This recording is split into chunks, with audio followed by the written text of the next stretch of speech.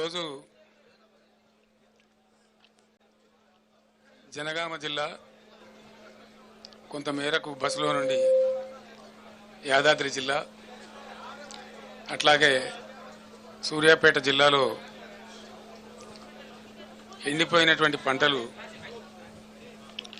మా బృందం అంతా నాతో పాటు కలిసి పరిశీలించడం జరిగింది.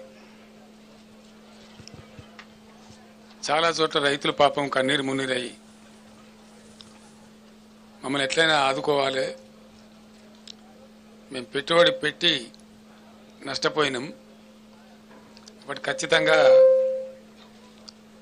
మీరు ప్రభుత్వాన్ని డిమాండ్ చేసి మాకు న్యాయం చేకూర్చాలని చెప్పి రైతులు కన్నీరు మున్నీరుగా విలపించినారు. చాలామంది రైతులు నాతో చెప్పింది ఏమంటే, చాలా గ్రామాలలో నీళ్లు ఇస్తామని అన్నారు కాబట్టి, మొదట ఇచ్చిండ్రు కాబట్టి మేము నమ్మి పంటలు వేసుకున్నాము, మొదలే ఇయ్యమని చెప్తే కనీసం వేయకుండా ఉండేవాళ్ళము, మాకు అనవసరంగా ఈ ప్రభుత్వం నష్టం చేకూర్చింది అని చెప్పి వాళ్ళు స్పష్టంగా నాతోనే స్వయంగా చెప్పడం జరిగింది. రెండవది ఏంటంటే, గత 10 సంవత్సరాలు 10లో 2-3 సంవత్సరాలు మినహాయిస్తే 7-8 సంవత్సరాలు వ్యవసాయ స్థిరీకరణ అనే ఒక అంశాన్ని కేంద్ర బిందువుగా పెట్టుకొని రైతు బాగుంటేనే రాజ్యం బాగుంటుంది అనేటువంటి ఒక మంచి ఉద్దేశంతో గత బీఆర్ఎస్ ప్రభుత్వం కొన్ని స్పష్టమైన విధానాలు తీసుకొని చర్యలు చేపట్టింది.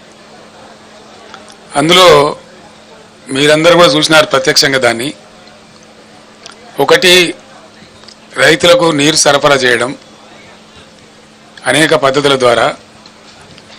రెండవది, రైతుకు పెట్టుబడి ఇవ్వడం సరైన సమయంలో. రైతు బంధు అనేటువంటి కార్యక్రమాన్ని, దేశంలోనే వినూత్న కార్యక్రమాన్ని మొట్టమొదటిసారి తీసుకొచ్చి టైం మీద అదునుకు వాళ్ళకు అందేటట్టుగా రైతు బంధు పెట్టుబడి సహాయం చేయడం. మూడవది, 24 గంటలు రెప్పపాటు కూడా పోకుండా నాణ్యమైనటువంటి విద్యుత్ సరఫరా చేయడం.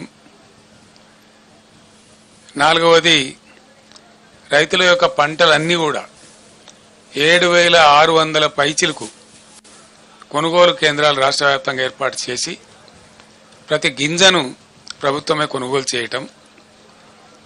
ఐదవది, రైతులకు అనుకోకుండా ఏదైనా సంభవిస్తే వాళ్ళకి రైతు బీమా ఏర్పాటు చేయటం.